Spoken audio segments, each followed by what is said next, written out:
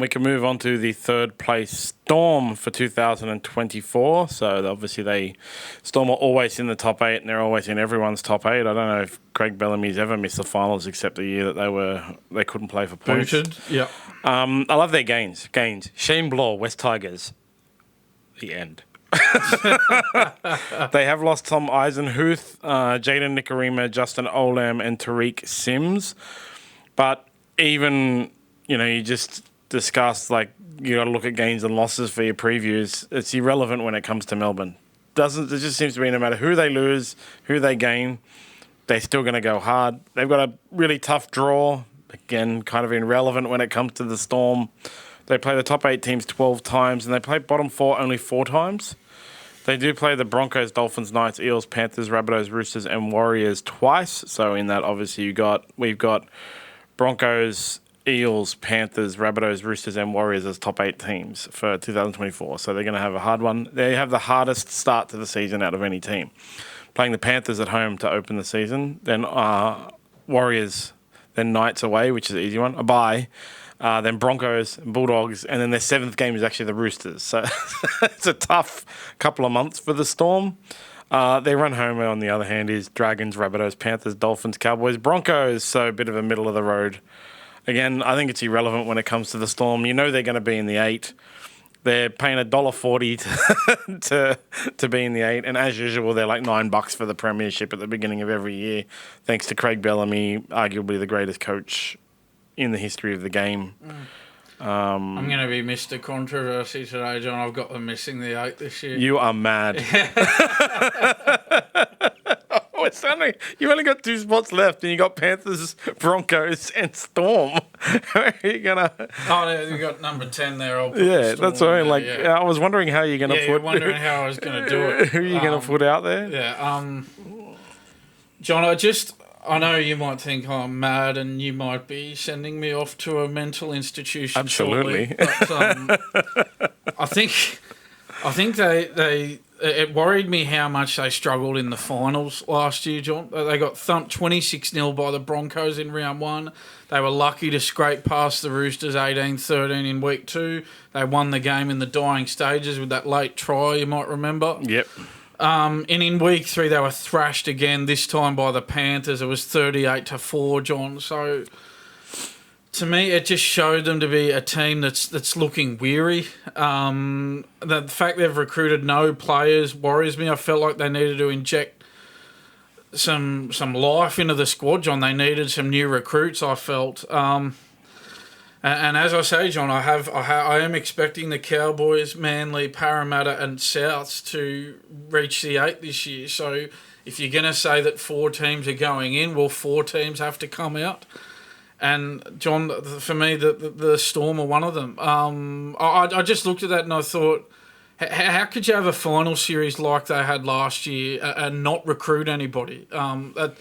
It concerned me, John. And I think that they're in a similar boat to Cronulla, I believe, in that that weary showing in the finals, just not firing a shot in the finals.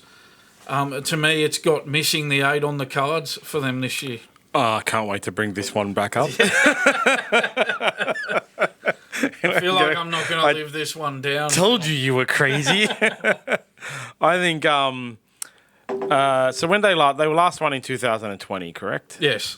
So they're due for a premiership. By their standards, yes. And I think historically, so 2016 they lost the grand final. 2017 they won. Yes. 2019 they lost the prelim against the Roosters. 2020 they won. They have 2011 they lost the prelim. 2012 they won. Obviously they went through that run where it was grand final. There's no pattern with the Storm. I don't think you can take any reading of their previous year's final series to see how they go this year, because there is no pattern where you can look like, all right, Bellyache and his teams go through a bit of a slump in final series before winning a grand final. They've done it all. They've lost grand finals. They've won grand finals. They've slid out of the final. Like they were the back when it was 1v8. They were the first team to ever come first and lose Yeah, to the the Warriors Aids. The beat Warriors them. pipped Yeah. them like really, Yeah. really late in the game. You know, Yeah. like it's just his history has shown that no matter what happens, Craig Bellamy he's not a mad scientist like Des Hasler where you can go like, well, he's going to do something weird. He's just going to bring out a hell of a consistent team. They're going to march up the field. They're going to hold the ball, and I think they will march into second place. Okay. In right. the finals. All right. Yeah. And I think I actually think they'll really win. see that the same way, do we? I actually think they'll win. I think they'll win the finals, the grand final next year. Okay. Yeah. Right. Like, So just you got because them they're due finishing second in the minor premiership and then winning the for it. premiership. Yeah. Okay. And they might beat Panthers. Have we got a first round team? Yes, we do. I will run through that. Billy So- Slater at 1, Greg Inglis at 3.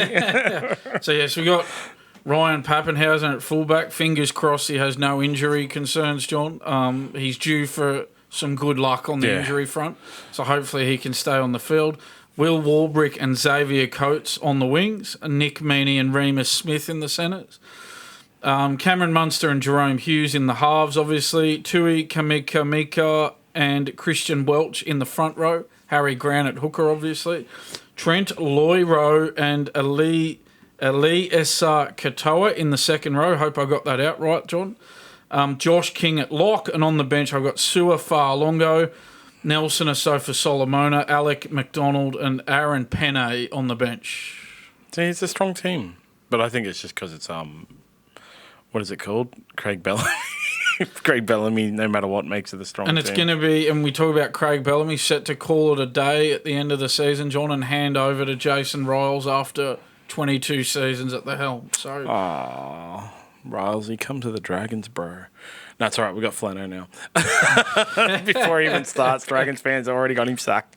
Yeah, this is we have got a couple of disagreements. So just our ladders so far. Dan obviously has the Warriors in first. Second and third is the only blank spot. So obviously Panthers and Broncos will be in there. Yep. Then Roosters, Cowboys, Sea Eagles, Eels, and Rabbitohs round out the 8. With the Dolphins, Storm, Sharks, Bulldogs, Titans, Dragons, Knights, Raiders, Tigers missing the 8. Whereas I have first and third spots free, with Storm at second, and then Roosters, Warriors, Sea Eagles, Eels, Rabbitohs being my top 8. With the Dolphins, Sharks, Bulldogs, Titans, Cowboys, Knights, Tigers, Raiders, and Dragons missing the 8. We do have a couple of differences in there, and this will, when we're finished, it will go up on smartb.com.au as a news article, so you can see where we're at, and we'll clip out all of the honestly, guys, just our opinion in there. yeah. So you'll be able to come back to us at the end of the year and abuse us on the internet. Yeah, I got a feeling I'm going to cop some heat over having the Storm out of the 8, John. It's going to be one of those, this guy's clearly never played a game if he thinks that. Sorry, we're used to that sort of yes. criticism now, John. I guess the only, positional battle to sort of have a look at, John, is if Pappenhausen can't get himself right. I think Nick Meaney is obviously a very capable He'll be option to have there at fullback. I've got him in the centres with Pappenhausen at fullback for round 1, John. But obviously, if Pappenhausen isn't right for whatever reason, we hope that he is, John. But if he's not, then Nick Meaney can just slot in there for I them, think John. Pappenhausen was a big contributor to why they went so poorly in the finals as well. Like they'd spent the whole year expecting him to come back and do something. He came back and he played really well, and he's opening game, changed the game when he came on the field, then broke his ankle and went out, and that was what they were relying on, really, him being there, and they couldn't get over it. If he's fit and firing and they don't have any issues, I think you're wrong. I don't think you're the only one who thinks I'm wrong on that one. Crazy. But it's a good money to bet on the missing the 8 as well, actually. Yeah, we'll revisit that later in the year, Most John. definitely. Maybe I'll have some egg on my face. Maybe not. We'll see.